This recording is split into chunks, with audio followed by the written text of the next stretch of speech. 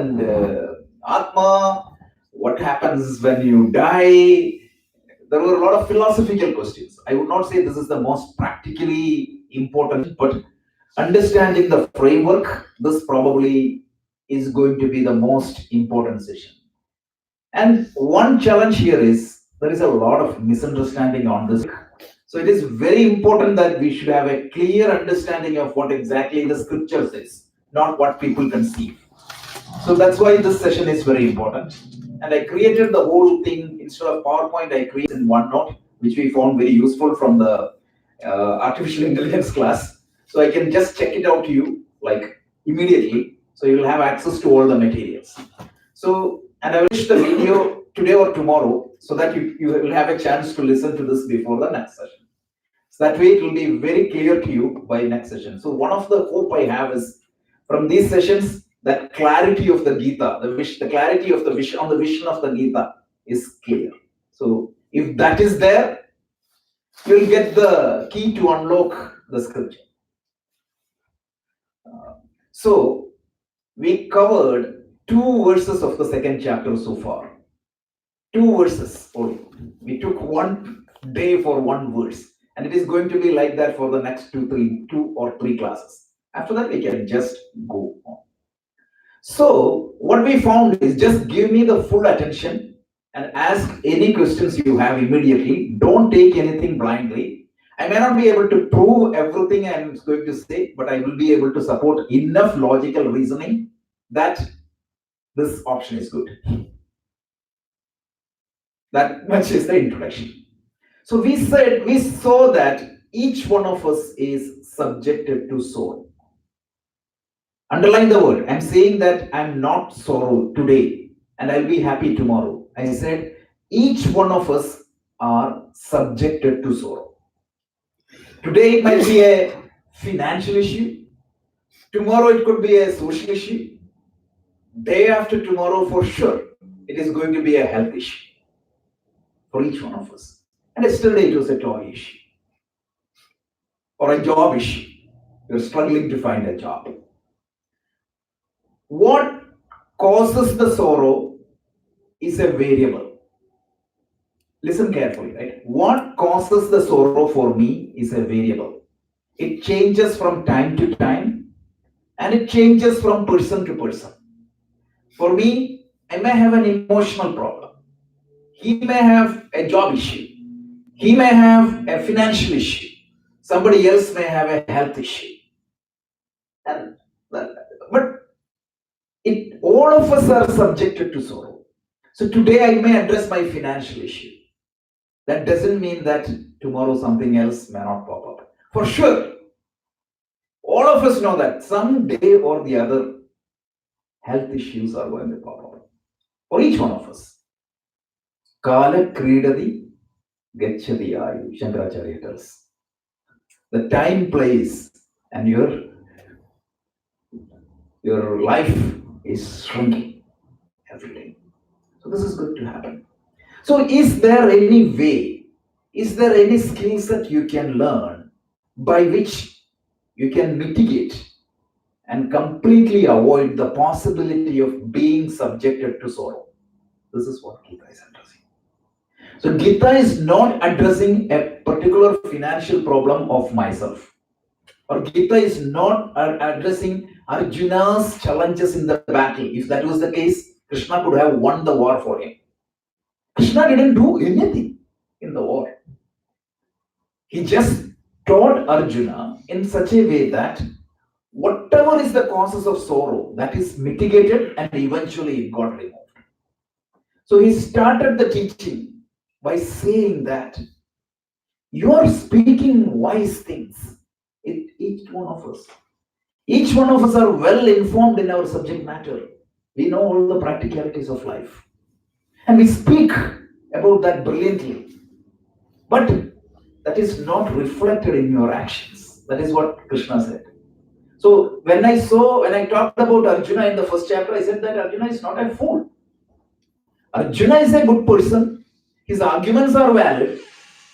His arguments are very well valid.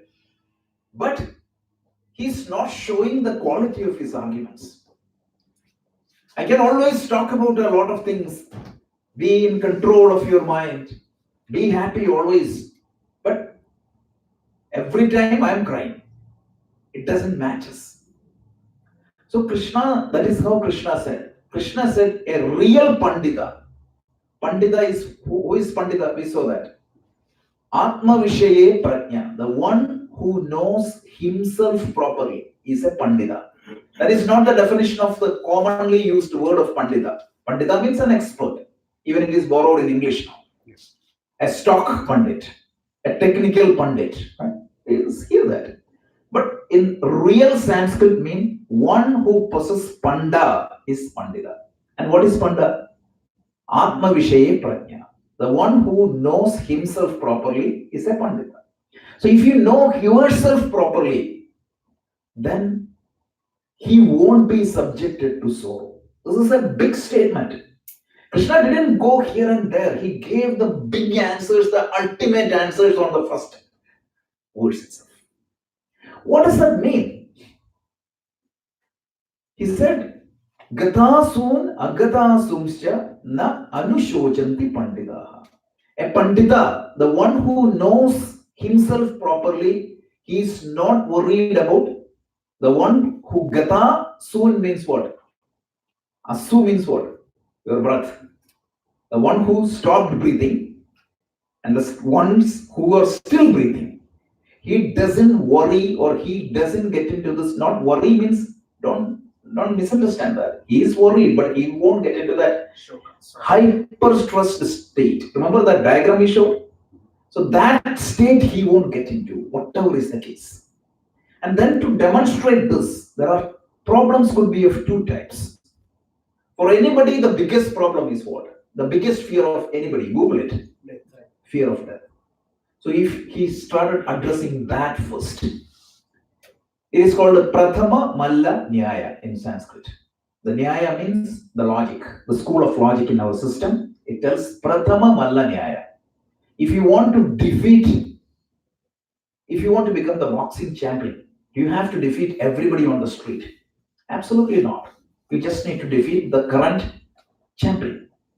So, if you can address the greatest fear, that will address everything else.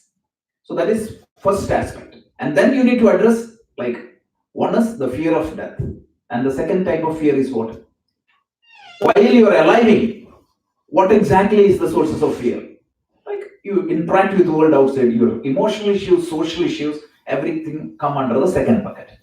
So how to address these two? Krishna is going to systematically address these two sources of fear, and that technically should address everything. So why there is a fear of death? He thinks that when the body dies, Arjuna thought, or all of us think that we are coming to an end. So to address that, he gave the verse 12. What was the verse 12, if you remember? Natve vakam jatu nasam natvam neme janathivaha nachaiva nathavishyamaha sarve vayamataparam. Remember I said he used double negative. Double negative means he said there was not a time when I was not there. He could have said that I'm always there. But this double negative gives more emphasis. That's why. If you have gone to the grammar class, they say don't use double negative. But in Sanskrit literature, in the scriptures, it is used to emphasize certain things. It gives the necessary attention. So he said, there was not a time when I was not there. There was not a time when you were not there.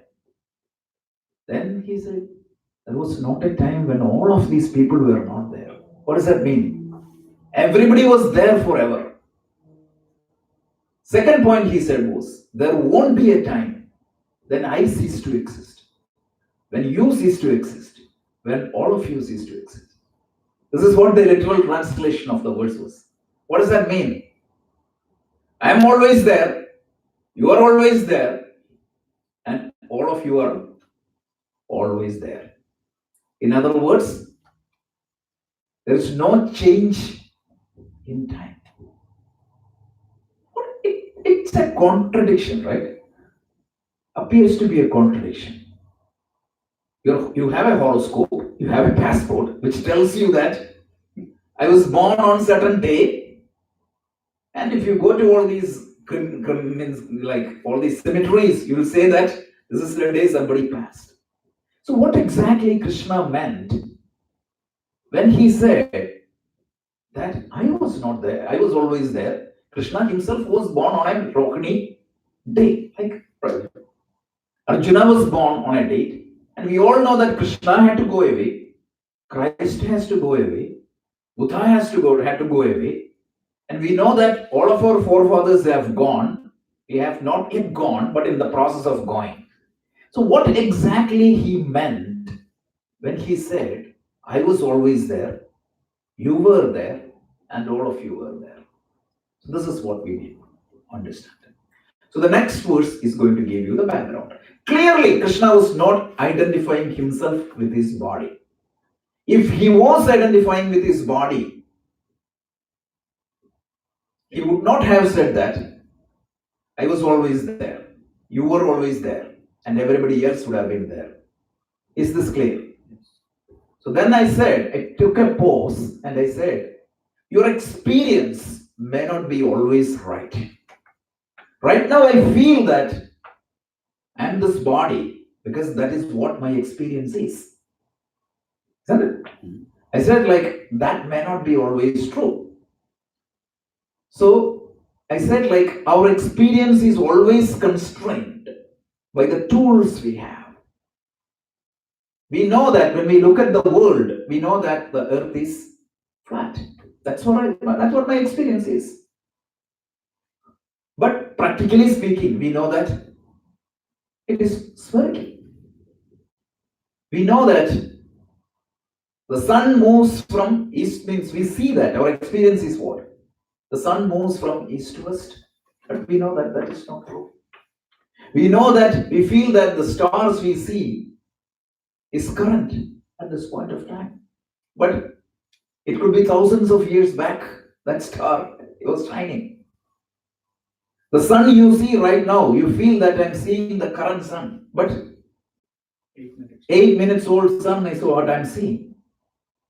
And theory of relativity tells me that simultaneous events may not be simultaneous. Space and time are not absolute. So when you tell something, right? When you say truth, the truth can be expressed in different orders. We talked about that. One is absolute reality. It is called Paramarthika Satyam. And the second one is called relative reality.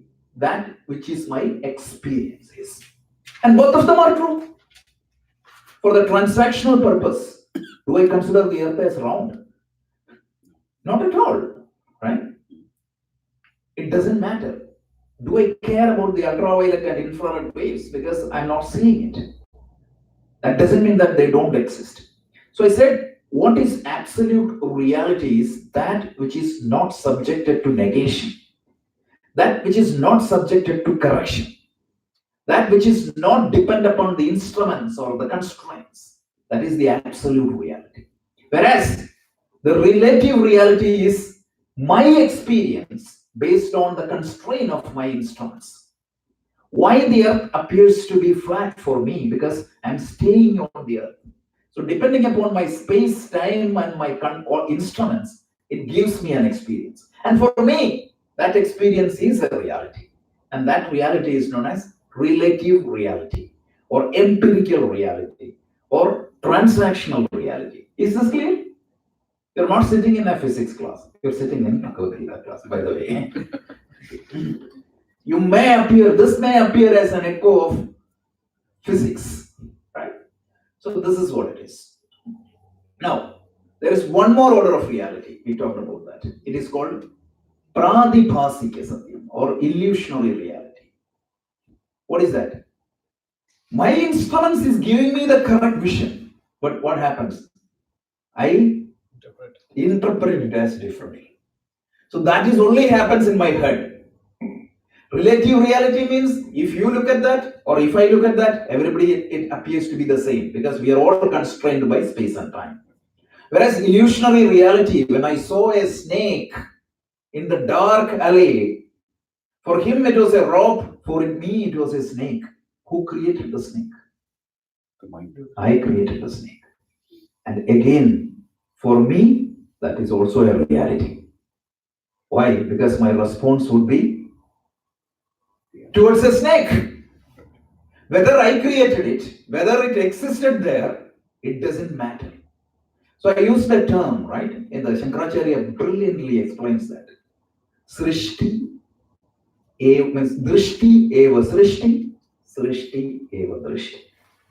If I see things correctly, because it exists, therefore I see it.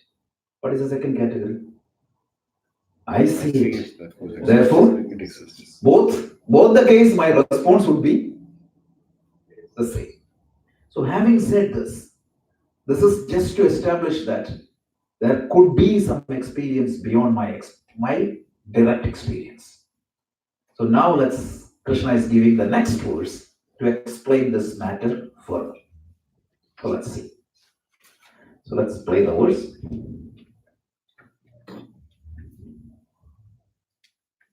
देहिनोऽस्मिन् यथा देहे कौमारं यौवनं जरा तथा देहान्तरः प्राप्तिः धीरस्तत्र न मुह्यते. Let's chant. Dehinosmin yatha dehe. Dehinosmin yatha dehe. Kaumaram yauvanam jara. Kaumaram yauvanam jara. Tatha dehantara praptir. Tatha dehantara praptir. Dhirastatra na muhyati. Dhirastatra na muhyati. Good. So there were some feedbacks for me. Glad that all those feedback came in. So I try to accommodate all that. You can see the verses are broken by each verse, right? Somebody was asking me this. So, and also the English translation is here. The English poetic translation is there. And somebody was asking me to break all the sandhis apart. So that is there. And the whole meaning of the verses are also there. Good? So you have it. Just print it out. That's it. You've got everything you needed. Okay. So let's try to understand the meaning. Dehinosmin yatha dehe. Let's try to understand the meanings, right? So you can see when you broke the sandhi apart, it said Dehinaha asmin dehe yatha dehe Kaumaram yauvanam jara tatha deha antara prapti dhiraha tatra na muhyati. This is the breaking apart means I just broke the words apart. So now let's see. There are two sentences in this shloka. We will see each sentences. The first one is, you can see, it says like Yatha dehinaha asmin dehe kaumaram yauvanam jara tatha dehantara praptis. So yatha tatha is a common phrase in Sanskrit. What does that mean? Yatha means what? Just as. Yeah, just as. So it tells just as. Kaumaram means what? Youth. Yeah, youthhood. Kaumaram yauvanam jara. It's the life cycle of an individual. Like any individual have a life cycle. What is that life cycle? Software has a life cycle. System development life cycle, right? Analysis, design, build, project management has a life cycle. Initiation, planning, execution, monitoring and controlling and closing. Like that. The human body has a life cycle. What is that life cycle? When you're born, infant means here Krishna is only quoting 3 stages which are very high level, but practically speaking, you have infancy, you have the childhood, youth, middle age, old age. That's it. These are the life cycle through which my body passed through. Everybody passed through. Some may not reach the end, but you cannot skip. You won't go to the old age from infancy.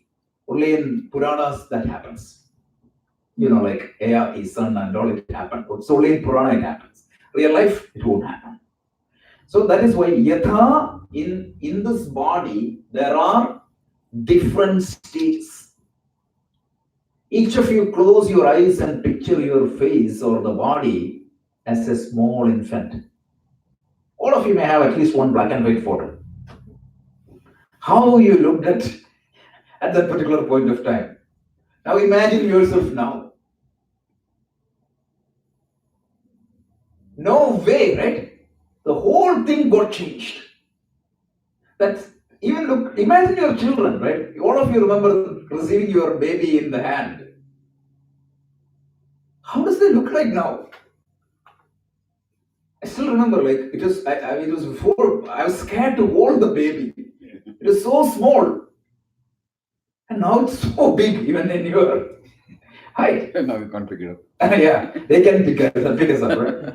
Good. So that's the change. So much of changes happened, but there is something common in us.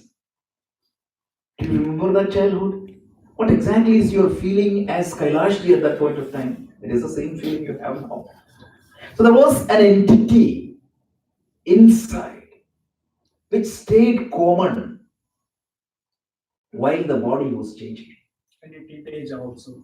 Every time, like from womb to tomb, means of course you need to have some time to get your memory developed. But once you form that individual self-identity, of course, that attributes may change, but I am this particular person.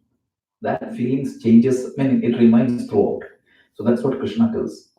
In this body, asmin dehe, in this body, dehinaha asmin dehe, kaumaram yauvanam jara.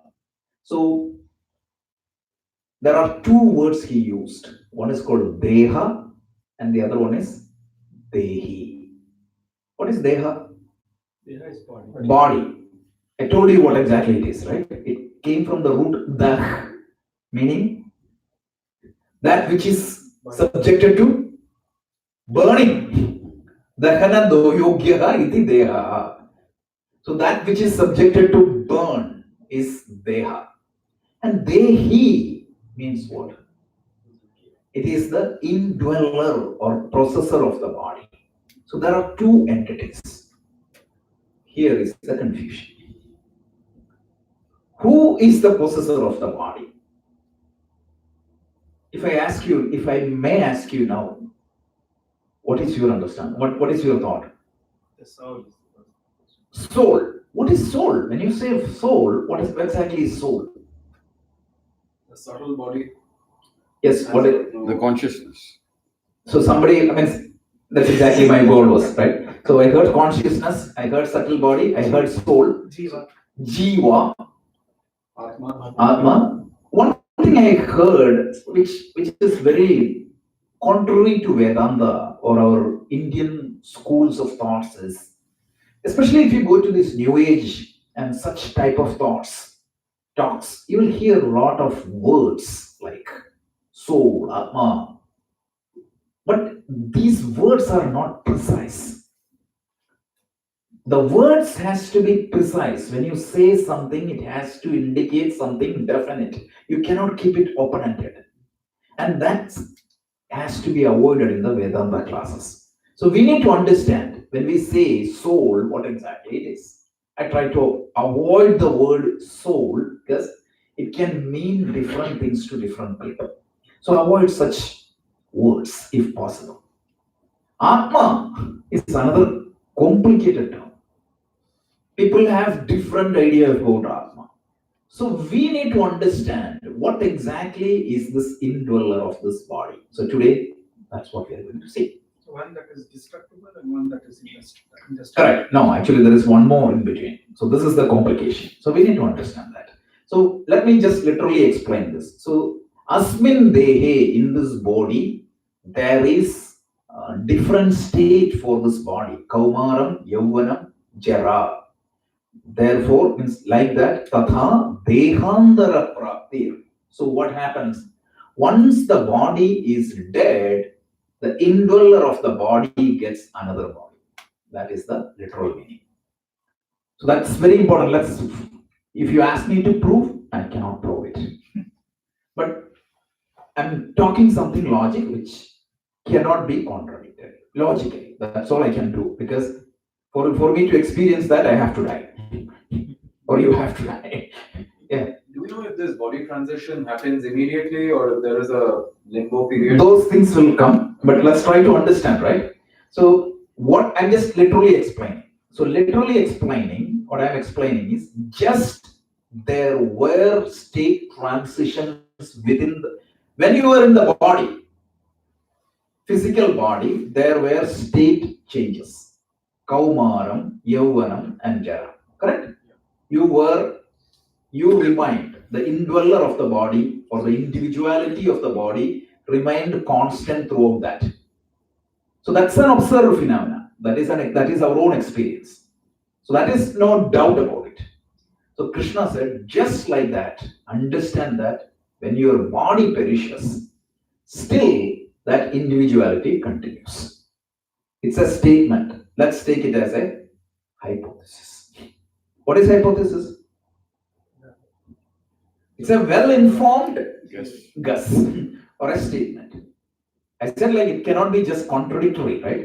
It has to be a well-informed statement. It has to be backed up by logical statement. So the first thing Krishna said is, just in this body, there were different states like Kaumaram, Yauvanam, Jara. At that point of time, the indweller of the body remains the same. Just like that, when the body dies, you get a different body. Dehandara prapti. So the Dehandara prapti means what? The acquisition of a new body. When you die, you get a new body. Is it reincarnation? Yeah, it's coming there. We're coming there slowly. So now, what is the second sentence? Dhiraha tatra na muhyati. Dhiraha tatra na muhyati. So tatra dhira na muhyati. So regarding what? Dehandara prapti. We call it as euphemism. What is euphemism? Stating something positive. What is Krishna saying? Dehandara prapti means what? Death. Death of the current body. So he presented it in a nice language. That is what is euphemism. So when you die, right, he said, you get a different body. So knowing that, a thera, don't get deluded or get into a hyper-stressed state. So the death of the physical body is not the death of yourself. That's what he tells. Yes? Why is the term dhiraha used here? Yeah, I'm going to tell that. So who is dhira?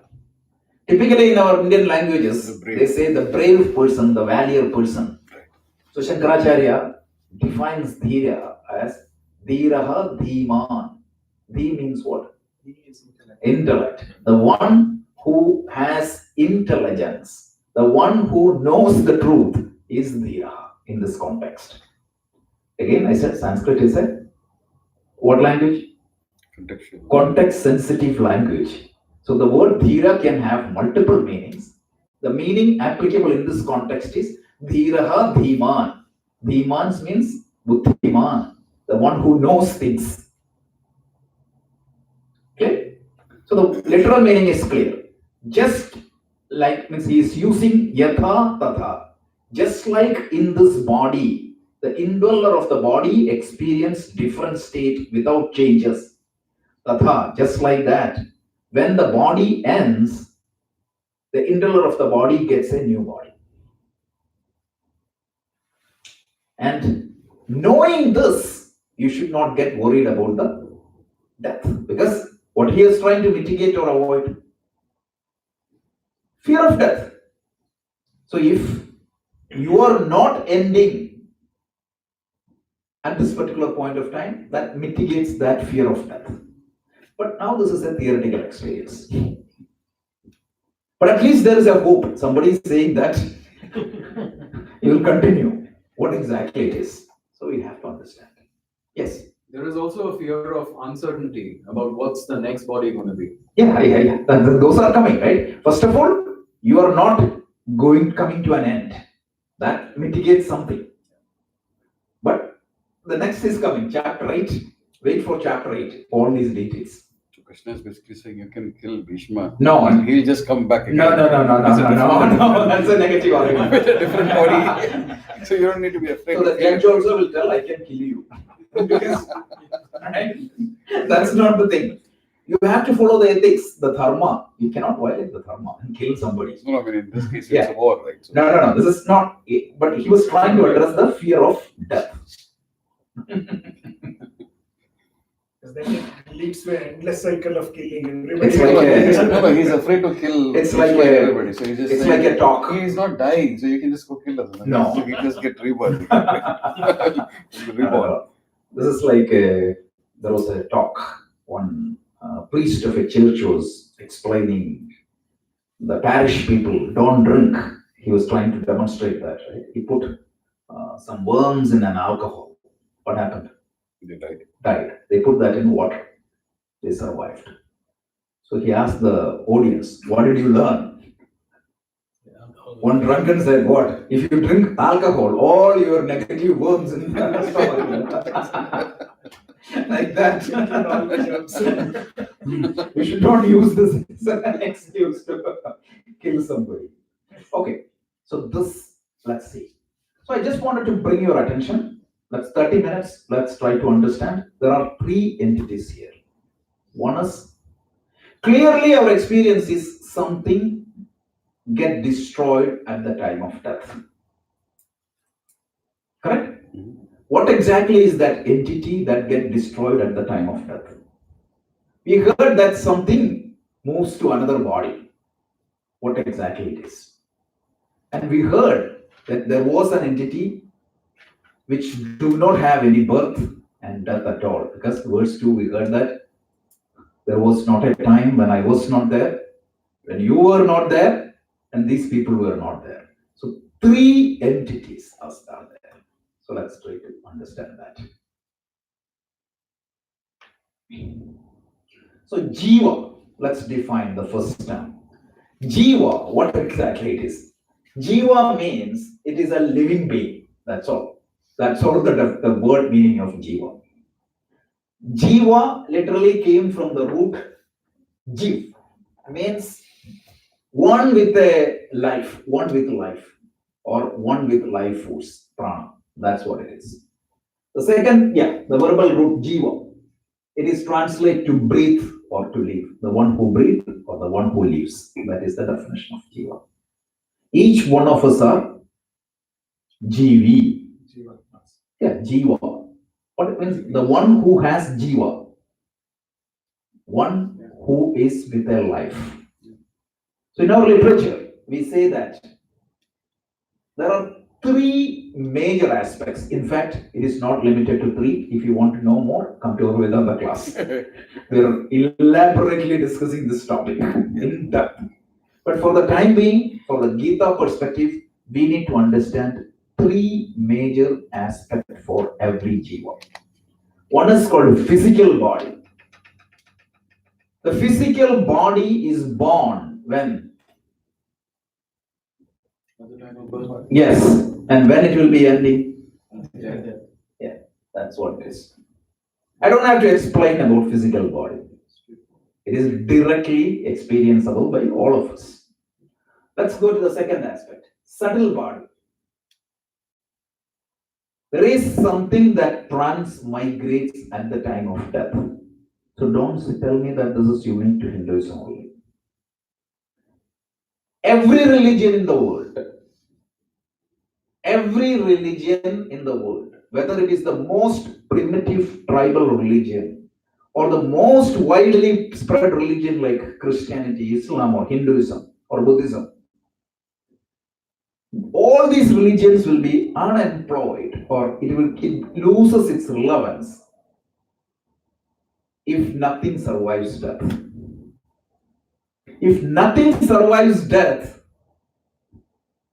the role of religion will be down to a little bit of meditation and yoga just to make you relaxed and calm here. But how can you relax? Because you know that you're going to die.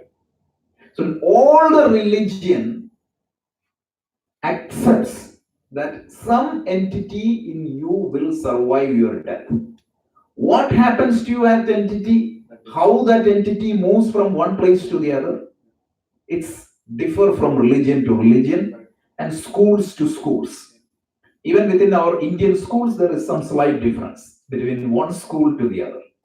But it's a fact. Don't tell me that this is only unique to Hinduism. This is unique to all the religions. Christianity tells that when you die, I explained that last week in the Vedanta class. When you die, what happens? Afterlife. The soul, that is what the name soul came from. The soul will be put into a suspended animated state. Something will survive your death, and that will be in a suspended animated state till the day of judgment. The day of judgment comes in based upon your karmas here or your deeds here. You will be given a body at that time, a new body to that soul. And if you are lucky, you will end up where? Heaven. Heaven. And if you are unlucky, hell. This is the day of judgment. I was not going to comment about the day of judgment written in Bible. I was just trying to prove that the continuation of life post-death is not unique to Hinduism. Having said that, what is the subtle body? The subtle body is something in us. Let's put that as X for the time being. It migrates because Hindu tradition, or I would not say Hindu tradition, all the Indian tradition. Whether it is Buddhism, Jainism, or all the Indian thoughts, Sikhism, everybody believes that Reincarnation. reincarnation. Exactly. So what that which reincarnate, transmigrate, that is called subtle body. We'll explain that. And then there is a third component, which is called Atma. Atma literally means what? Self, myself. And we say that don't change at all. So what is getting remigrated or transmigrated is not Atma. A lot of people have a wrong understanding. The Atma gets reincarnated. Absolutely not. So let's see an example that makes more sense. The comparison with a computer system. I'm 100% sure if Shankaracharya was living now, he would have used this example. So when you look at a computer, the computer has three major, I would not say component, major dimensions. The first dimension is what? Hardware. What is hardware? The physical What body. is the definition of hardware? Something which can be Something touched and seen, felt. Something, exactly. That's exactly the definition of body. physical body. Something the computer has a nerve means full wiring. If you open up this body, you will see a full wiring, and there's a power supply, and here also you have a heart which pumps everything. So the computer has sensor, the body has sensor. Everything is there. Central processing unit, you have a brain. Everything is there. But is the physical component alone is good enough to operate a computer? It needs something else. What is that something else is called? Software. What is the definition of software? Something you can't touch. Something you can touch You don't see and feel. But It's there. it's there. The personality of the computer is determined by the personality of the software. And it's also buggy. Yes, absolutely. And 100% that is applicable to Yeah. subtle body. If there is a programming error in you, your personality will be affected. That's why some people, when you press a button, You see, he jumps like an animal. You're programmed to be a decent human being. I still remember in our college there was one professor. If you utter a particular word, he shouts like a dog. So some every day somebody will make sure that that word is coming to see this. You might be a decent individual, but the moment he hears this particular word, he shouts. In a movie, Malayalam movie, there is that particular scenario is there. I think in a particular movie, if you utter a word, Mohanlal gets really wild. He will beat the person in front of him. This is a programming mistake. So, one thing is this subtle body, which constitutes, which makes the gross body. I won't use the word gross because the word gross has a different meaning here in this country. Stula Sharira, physical body. Let's use physical. Subtle body means it is the intangible components. It is the software, just like a software is there. I would just differentiate this with a simple example. Your hard disk. What would be the size of your hard disk? How much it weighs? 2 pounds? I'm making it up. 1 pound. Yeah, if it is big, it is 2.2. I use 2.2 for a purpose. What is the size of your brain? 2 So now imagine that you brought an empty hard disk or a brand new computer. You take the weight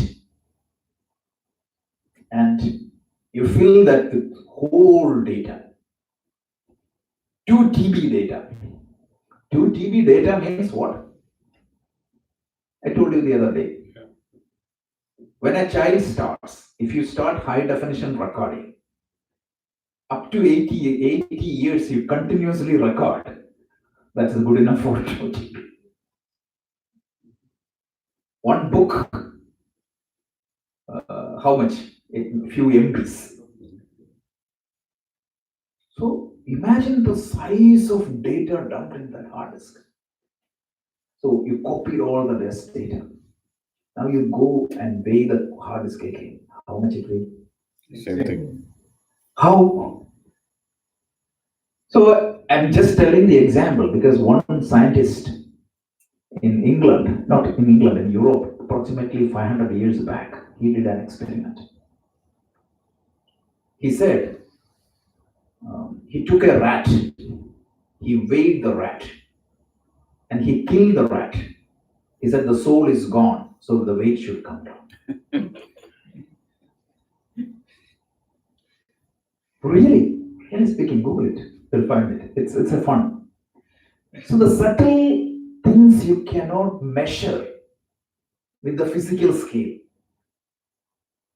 Correct? The subtle things cannot be weighed with a physical scale. So what is being stored as programs, literally programs, it won't weigh. Because the weight belongs to what? Hard disk. And that belongs to what? Physical computer. So that is the difference between physical and subtle. And that is why I said this example is the best example. And I brought a Lenovo laptop, 2004. But right now when I use a Surface, when he uses a Surface, he has the same programs and the data which he created in his Lenovo.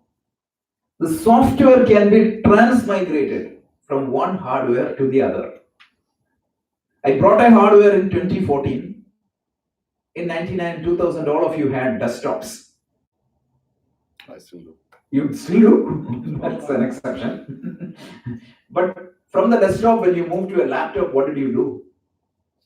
You copied everything. Basically, the subtle components can be migrated from one hardware to other. This is exactly what is reincarnation. This is exactly what is reincarnation. Reincarnation means the programming which created your personality. I would just go back and give some funny example. Right now, my computer, laptop, what is the personality it is showing me? It is showing the personality of a word processor.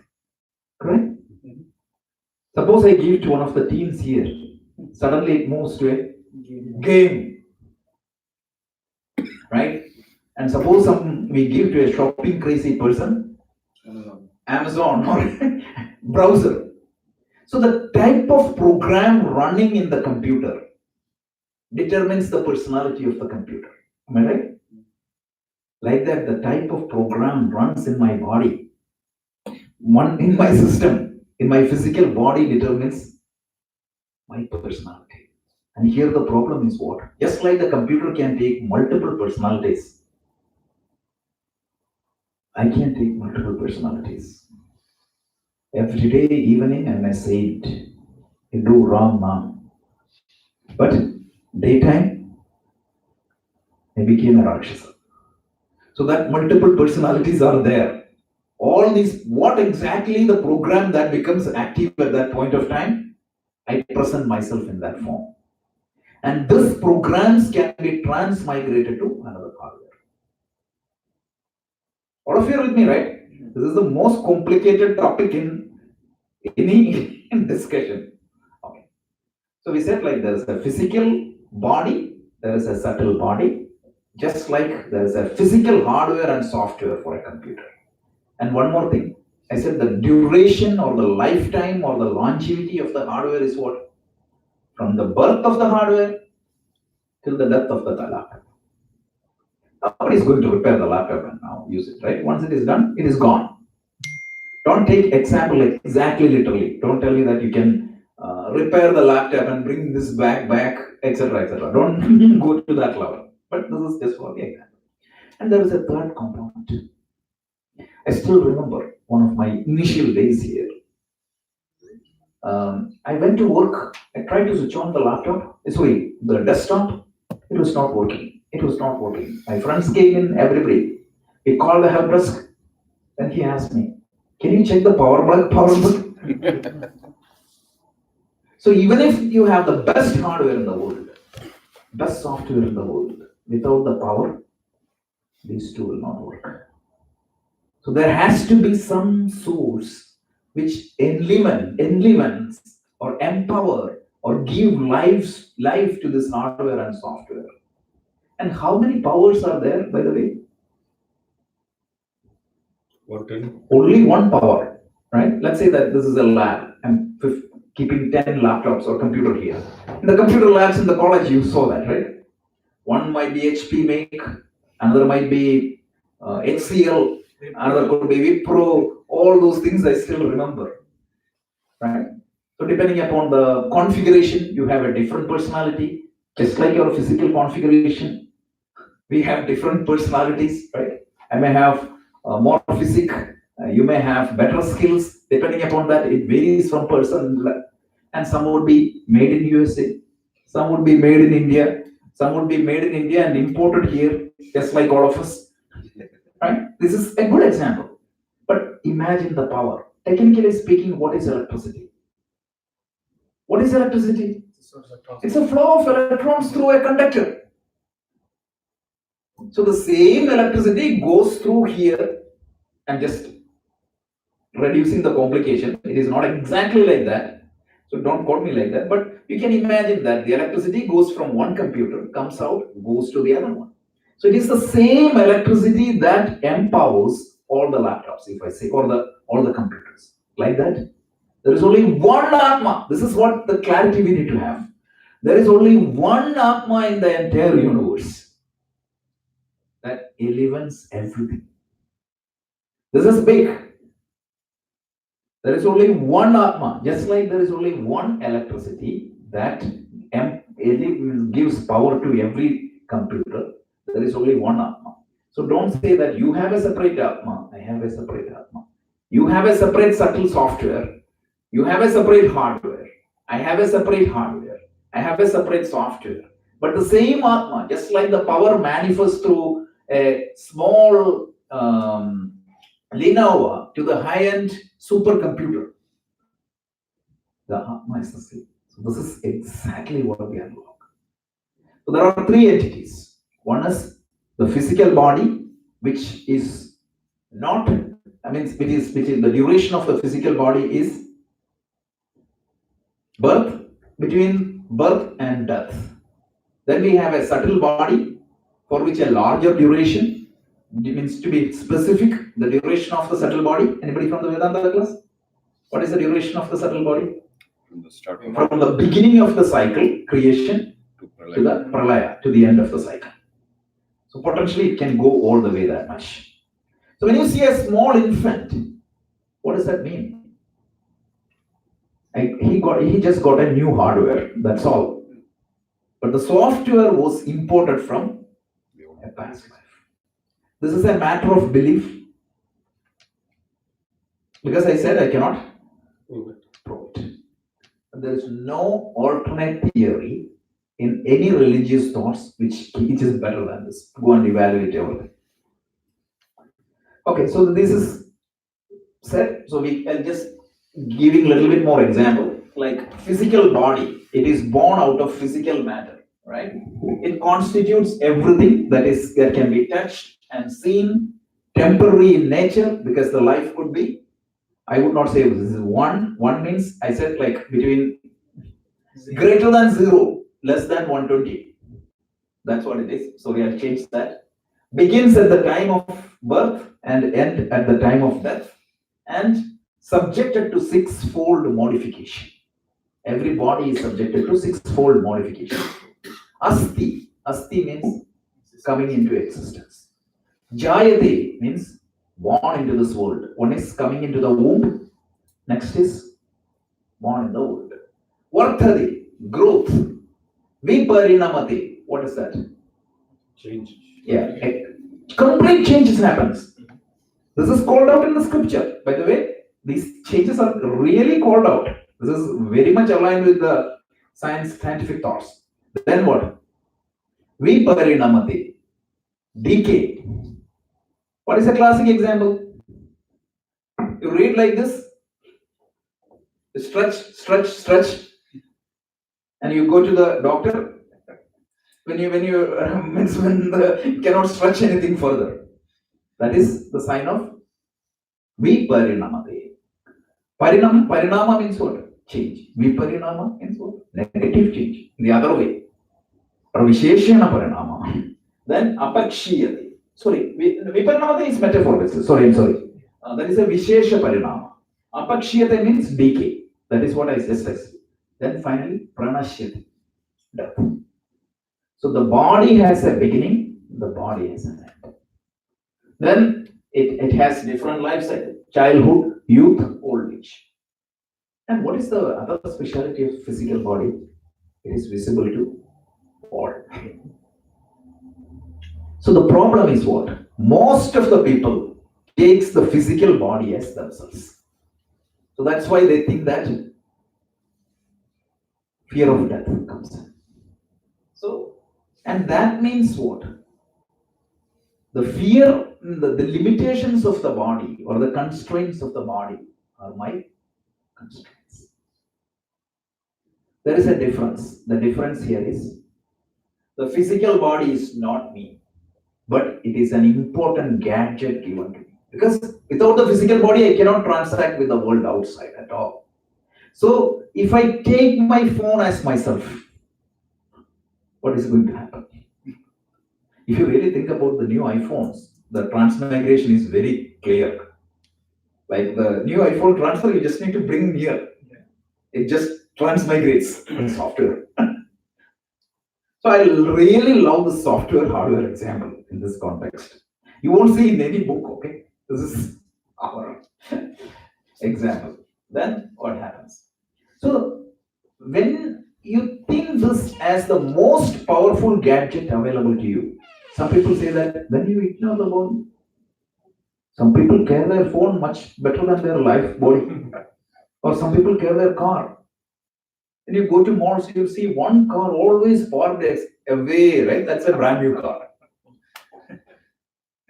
After he gets a few scratches, it's a different story. But once you buy that a few months, it will be like that. If you go to California, LA side, you see how much care and affection they have towards the car. It's known. I was reading an article. Sunday morning, they give a bath. Like just like you bathe your baby, that affectionate they are towards their car. So understand that this body is a powerful gadget given to me, but it is not me. Okay. So now let's quickly see what is the subtle body is. The subtle body is born of subtle matter. The ones and zeros in your computer hard drive, it exists. So there is something that is making it, but it is not something that you can physically touch and see. And it cannot be felt or touched. It constitutes 19 elements. Right now, don't worry about that. We will see that later. I just put that for the completeness. And critical for the transaction of the external world. The classic example is your computer may have a camera, but is that camera is going to work if the software is not there to support it? So you may have a physical eye, but the power of vision is a program in your brain. This is acceptable to neurology. I'm not talking anything which is against science at this point of time. Then, what is that? This is subjective to change. These programs can be added and new programs can be reprogrammed. See, the programming in my mind, the subtle body can be reprogrammed. My habits can be changed. I can pick new habits, correct?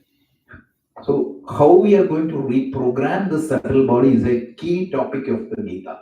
Because remember, my personality is determined by the programs running in my system. So, if I want to change my personality, I have to reprogram myself. How to reprogram yourself? That process is known as yoga. So, yoga is a process to reprogram. Yeah. So are we saying that my personality is also not me? Of course. I'm a subtle body. Of course. Of course. My habits are also not me. Not you. My Not you. It is it's a program in you. That is why. We're coming. Exactly, you are going in the same direction. Yeah, but I mean, I thought that I am everything that I do. My karma, my impressions, my vasanas. It's all programs in you. We are going to see that one by one. Who are you? You are the Atma. That is what we are going to. And that program has to be retweaked also. 1 hour. Yeah. But I mean, everything that identifies me is what I do, right? Even if it is not my body. It belongs to you. The car belongs to you, but you are not the car. And your car would give an identity to you, right? If your neighbors are seeing a Benz going every day, they may say that Onamji is going. So your identity might be with that red Benz. So that's what it is. It belongs to you. The karma belongs to you, but no, you are not the karma. So it's the vasanas. Even the vasanas it belongs to you. It's not you. So, but what happens? Superimposition happens. I told you, like if there is a crystal here, white crystal, and if I place an orange cloth behind the crystal, how do you see the crystal? Orange. So the orangeness is attributed to that crystal. So these karmas or the habits belongs to you. So typically you identify that the problem is exactly what you said. We were discussing this in Vedanta in detail. It is the problem of identification, wrong identification. We just started only this, okay? We just started. We are going to elaborate upon this, bombard upon this. In the upcoming verse, we are going to talk a lot about this. Because then otherwise there's no me really. If I'm not the body, if I'm not my karma, if I'm not my vasanas, then I'm nothing. Yeah, no, you are something else. You are not what you are thinking right now, but you are something greater, something bigger, something nobler. So we'll see that. I'm confused. That's fine. That's why we have to reprogram ourselves. If you're confused, good, that's fine. But right now, just flow with this and you will get who you are. Let me try to reconnect and take 5 more minutes. Then we'll go to meditation. The main thing, right? So you said like only Atma is only one. Yes. There's no different Atma, Yeah. right? Electricity. So That's an aha moment, right? So Are we covering that? Yeah, we are covering one by one, right? So I'll quickly talk about Atma. The whole Gita is going to talk about Atma. So wait for that. The next upcoming verses are going to talk about the nature of the Atma. Okay, so maybe I will just discuss this. We are almost there. I just wanted to find a couple of scientific insight. So Atma, the meaning of Atma means that which gives existence and consciousness to everything. That which gives existence and consciousness to everything. The definition of Atma is Sat Chit Ananda. I'm sure you all might have heard that without knowing what exactly it is. Sat means existence, Chit means consciousness. By the way, don't get confused with the term consciousness, what we use here with the medical term consciousness. The medical term consciousness means what? Any medical professionals here, don't try to equate this with that. Medically, what they say is your ability to respond to the world outside. That is what is consciousness. But here the definition is different. The definition is that by which you are aware of your mental activity is consciousness. Don't get worried because this is the most complicated topic of Gita. Okay, so there, if you even if you are not understanding fully, we are going to get that eventually. This is the test dose, the beginning. So Atma means there is only one Atma, whereas how many subtle bodies are there? Millions of subtle bodies.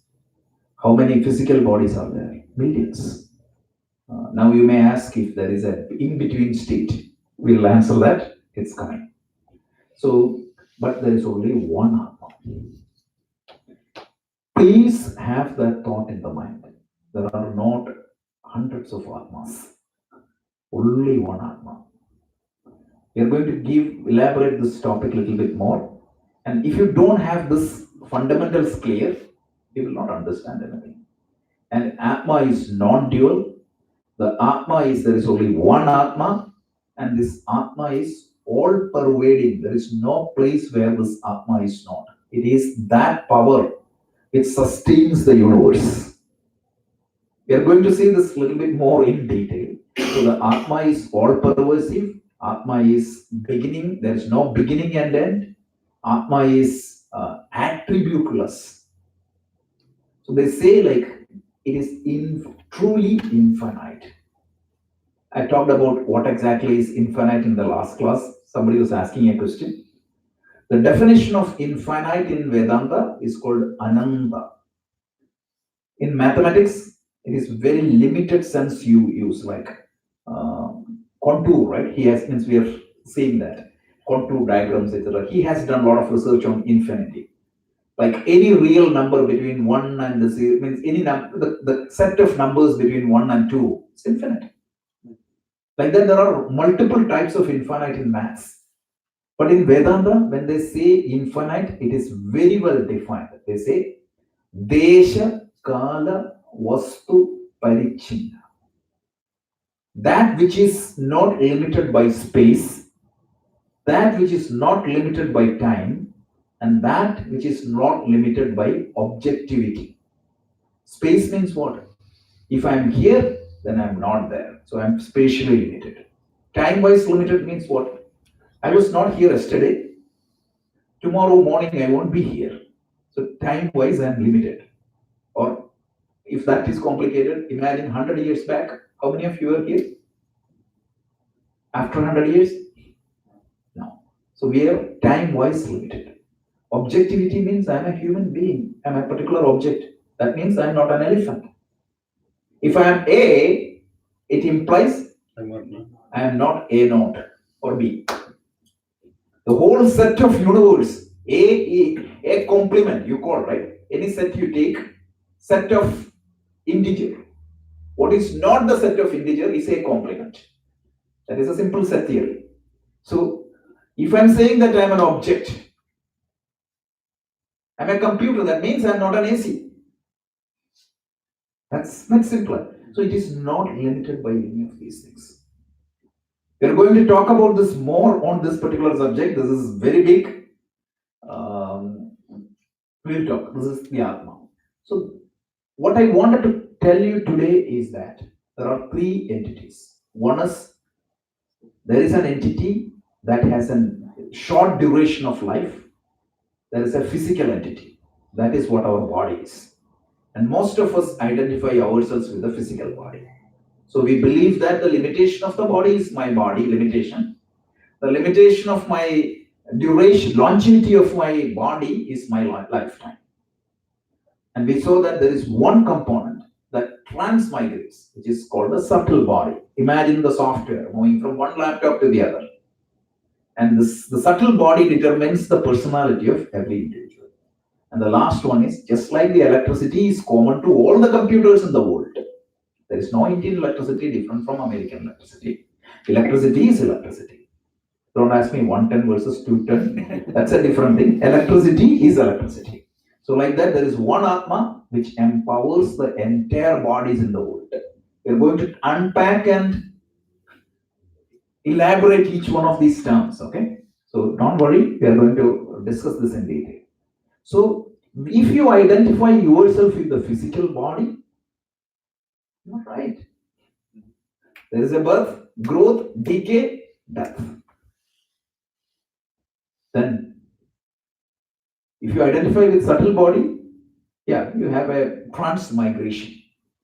If you identify with the Atma, absolutely no change. So it is up to you whom you want to identify with.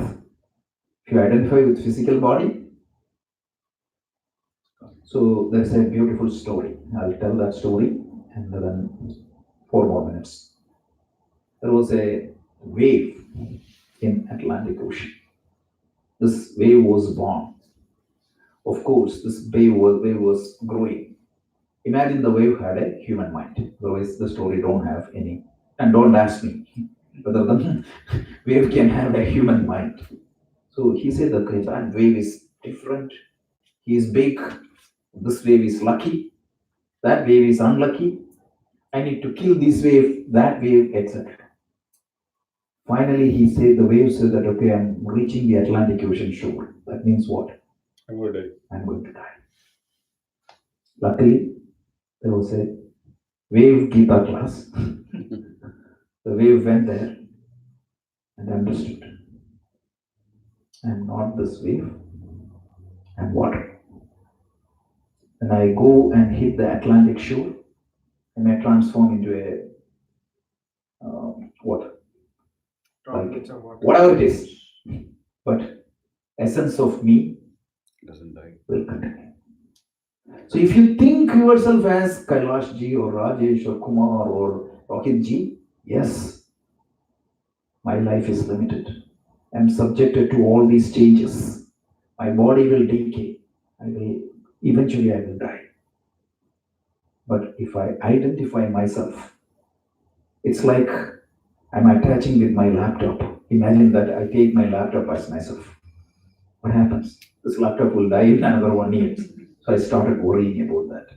So understand this body as a gadget given to you, a powerful gadget given to you, and take it from that perspective. So Krishna, in this verse, he said, you don't have to worry because when you die, you get a new body. He was referring to which entity? Subtle body. In the previous verse, when he said, there was not a time anybody was born, I'm not decaying, he was identifying with. So this three division has to be clear for you to understand the whole Gita. Otherwise, you will be thrown off completely. You will get completely confused. Yes. So just like the subtle body has got all the impressions and karma and personality, Yeah. which which transmigrates. Yeah.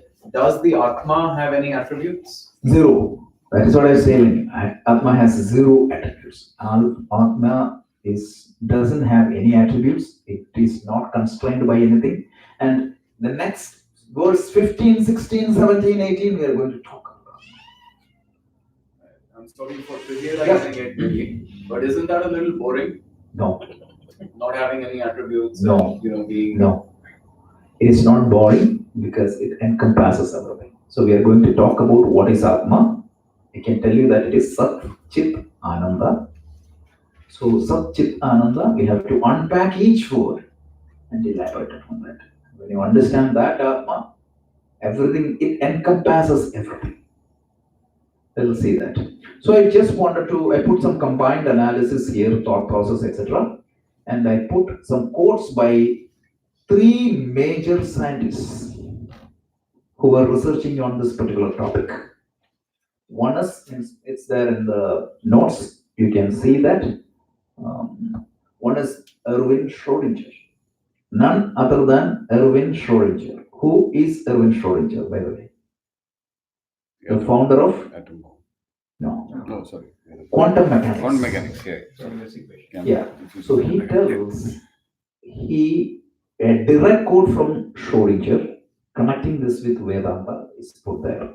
Don't want to read it, you can read that in the quote. The second one is Max Planck. Have you heard of Max Planck? Great physicist.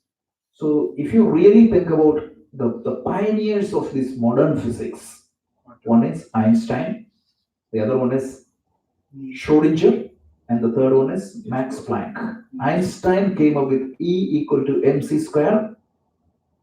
Max Planck came up with E equal to h nu. Right? This is the popular equation. He said, I regard consciousness as the fundamental building block of the universe. I regard matter as a derivative of the consciousness. He was so impressed with our loose translation of Vedanta. He didn't have direct access to the scriptures. Then one American scientist, recently he won the Nobel Prize, his thoughts on consciousness. So this is pretty much, you will see that where the science comes and hugs us, the nature of the Atma. The whole, you will be wondering, like, means in the verse 16, when we describe 16 and 17, you may think whether you're sitting in a physics lecture hall or Bhagavad Gita class. There's no, it's amazing how much alliance these things are. I was just curious, like since these are all scientists, Yeah. how are they able to prove it? Which one? Any of their theories? Nothing. Some of this cannot be proven. Like it is their best analysis hypothesis. See how it means the Heisenberg himself said, right? Science has certain limitation. See, what is Heisenberg's uncertainty principle? It brilliantly explains that limitation of the science. It tells it is impossible for anybody to measure the position and velocity of a subatomic particle like electron. This is the definition. What exactly means? The moment you look, what is going to happen? Yeah. The moment you measure the speed, what is going to happen? The position changes.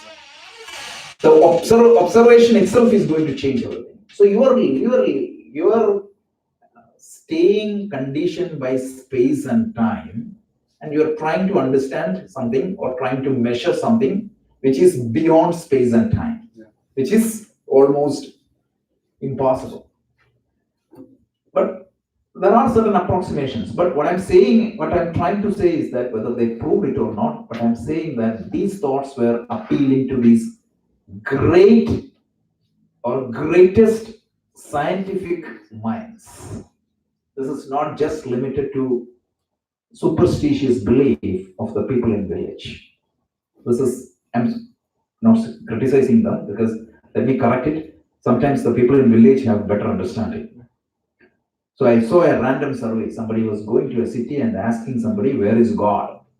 The answer was showing the sky. And the guy went to a village in Tamil Nadu and asked Kadavul Anke. He said, like, Kadavul ellame irukku, right? Here, where, everywhere. He has not studied the Vedanta in detail, but it came to his DNA. Only the going to city corrupts his thinking. He was thinking that the God is sitting in the clouds, above the clouds. And that's why if you go to this Tamil Nadu village temple, meaning every grama has a grama devata, which is a local aspect. And you worship almost everything, right? Because if everything else can be, if the total can be invoked through any means, the same thing comes through the Shaiva Siddhanta of Tamilians and Vedanta, everywhere it comes in. But this is the vision. And we are going to elaborate this a little bit more. But let me sum it up in one sentence and then we'll go to meditation. The idea is don't worry, there is a higher existence. And you want to get yourself with proper identification.